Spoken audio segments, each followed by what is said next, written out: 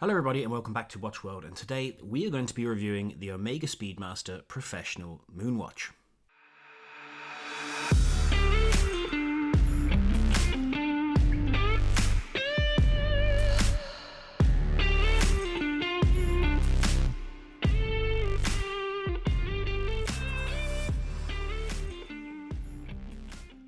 Welcome back to the channel, guys. I hope you're all keeping well. Today we're going to be looking at the Omega Speedmaster Professional Moonwatch, one of the most famous watches in the world. And this is the reference number 3570.50.00. So this particular model began its run in 1996 and continued until 2014, when it was replaced by the 311.30.42.30.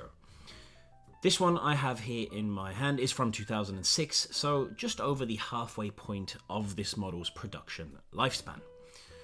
So starting off with the dimensions of this watch, this is a 42mm watch with a 20mm inner lug width, a lug to lug of 48mm and a thickness of 13.8mm.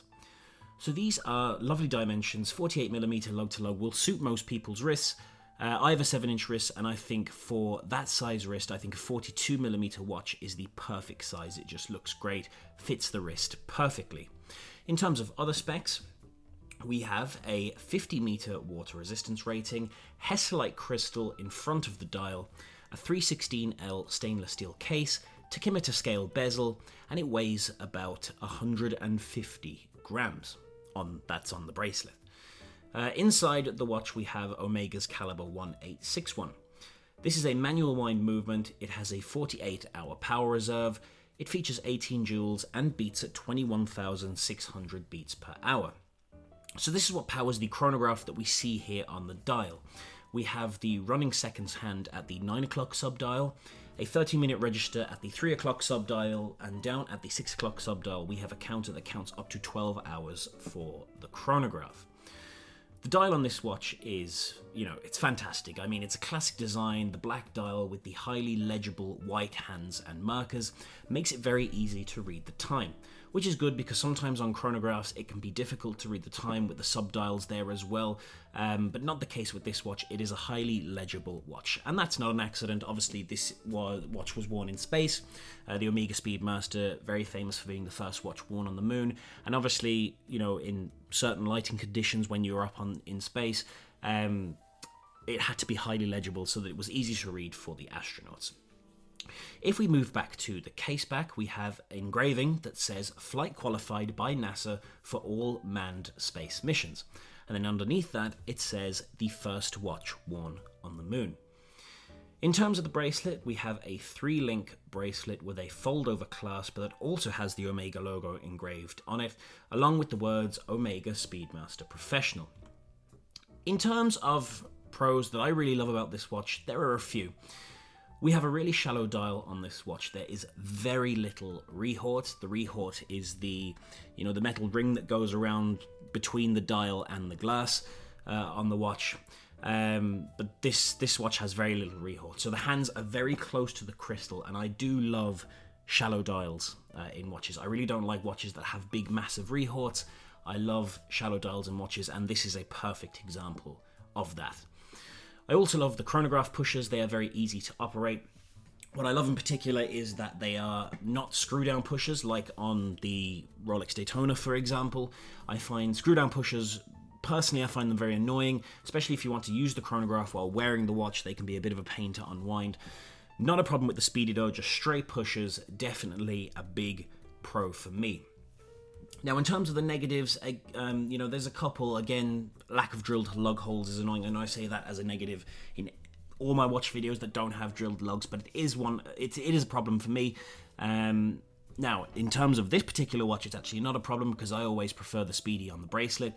But a lot of people like the Speedy on a leather strap, and having drilled lugs just makes it so much quicker and easier to change the bracelet or strap. And that goes with any watch. It's very, very straightforward and easy to change a strap with drilled lugs. Without it, sometimes it can be a bit of a pain can be a bit of a pain in a certain region.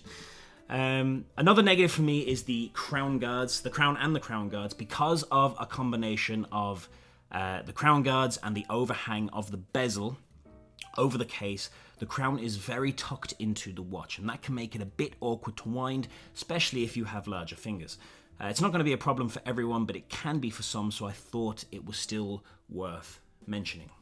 And now we have the Lume. So what we have here is Lume on the hour markers and the 3 hands. There is no Lume on the chronograph hands, but again, that's not the end of the world. The Lume is brilliant on this watch, very legible. It doesn't take much light to charge it up, and it lasts for quite a long time, as you would expect with a watch in this price range. So yeah, I mean, what more can I say? The Lume on this watch, absolutely perfect, and will do the job that you need of it if you're in that situation where you go into dark areas and you need a watch with good Lume. This watch will definitely pass that test. And here we have the watch on the wrist. So as I said earlier, personally I think for a 7-inch wrist like mine, a 42mm watch is perfect. The 48mm lug to lug as well is practically perfection as well. It sits just inside the ends of my arm, and the 42mm size again I think is perfect. It's a very comfortable watch. The bracelet is very comfortable. No real complaints there with the bracelet at all. I know this is nearly 14mm thick, but because you have that box crystal, you can see there as I turn my arm, it doesn't really feel like a 14mm watch. It feels flatter because you never really count the crystal. When you talk about thickness, you look at the side of the case, you never really look at the crystal, so it wears flatter than the specs suggest. But yeah, if you have anywhere within the region of a 7-inch wrist, I think 42mm watch like this is absolute perfect. So there we have it, guys, a look at the Omega Speedmaster Professional Moonwatch. I hope you enjoyed this video. If you did, please do hit that subscribe button. It really does help out the channel a lot, and I will see you in the next one. But for now, take care, guys.